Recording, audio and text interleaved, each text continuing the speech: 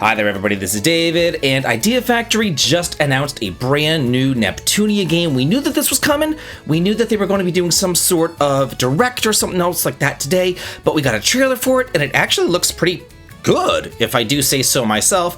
They've been putting out a lot of games lately, and they, from what I've seen over the last 10 or so years, the quality has definitely improved since then. That's all I'll say about that. Like, they went from really bad to actually putting out some pretty decent games lately. So I'm actually looking forward to this one. From what I saw in the trailer, it looks pretty neat, and I do want to tell you all about it. And I definitely do things for the sub as you come and you join a party and you level on up with me. Thank you so much for your sub, your like, and your brand new hype. It helps me out a ton. So this game is called Neptunia Unlimited, and it is a mainline Neptunia game. This is the 5th mainline Neptunia game. It originally started back in 2010 with Hyperdimension Neptunia back on the PlayStation 3, which was the first one that I played. Then I played M2K, and then after that I was like, oh, these Neptunia games are so bad. So then Victory came out, and Victory 2 came out, and I was like, no, I've been burned before on these games, you know, I don't want to try them out.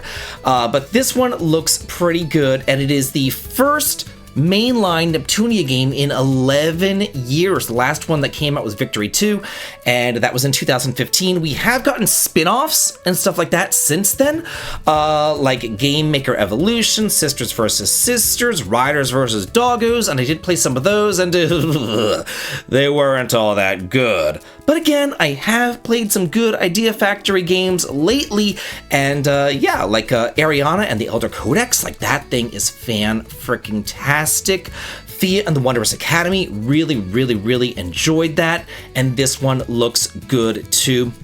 They released some sort of screenshot where it said that it was going to be a reboot, so I was hoping that they were like, rebooting it to be good, and from what I've seen in this trailer, yeah, it looks pretty cool. So this is coming out in Japan on August the 27th. We don't have a Western release date yet, but we do know that it will be coming west because it's Neptunia and they all come west. It says it's a new generation Neptunia game where you fly through the sky in all-out battles against giant apocalyptic bosses. I am a sucker for a game that allows you to like fly through the sky. You know what I mean? Like playing Xenoblade Chronicles X, where you can fly through with your skells and all that kind of stuff. Or even Star Ocean 6, The Divine Force. I really like that. And Eden Zero, too. I know a lot of people are like, ugh. But I played it, and I thought it was fun, and I liked being able to fly all over the place and like fly over the planets and everything. I thought it was neat. So it's coming out for the PS4, PS5, Nintendo Switch, and Switch 2 over in Japan. The PS4 version will be digital only, they say. So we don't have a whole lot of information on it, but I am looking at a article from Automaton, which is translated from Japanese. So they released all this stuff in Japanese, but nothing really in English besides what this trailer is. But again, that trailer is also in Japanese. So it says here, it's a new RPG in the Neptunia series, marking a new chapter where Neptunia and her friends overcome numerous defeats to confront the true end of the world. In this game, the first meteorite heralding the end of the world falls upon Neptunia's world. As despair grips everything, only the goddess Neptunia remains in a white space. Guided by a mysterious voice with her numbers etched onto her cheek, Neptunia's retry is activated, and she begins to repeat the cycle of endings and beginnings. The characters include Neptune, the guardian goddess of Planeptune, which is basically, she represents Sega. She represents the Sega Neptune, which was a canceled Sega project after like the Dreamcast and all that. Then there's Rogue, the reclusive guardian goddess, newly born in Swenia, which was formerly Lowy. Yeah, Lowy, Nintendo, but now it's Swenia, like the Switch. So yeah, that represents Nintendo. CL, the genius guardian goddess of Cospa and Typia, newly born in Rustination. Anna and Lot, the twin guardian goddesses, newly born in Leanbox, which was representing Xbox. And Noir, Blanc, Vert, and others. Neptune and her friends overcome numerous defeats to confront the true apocalypse that threatens to destroy game industry.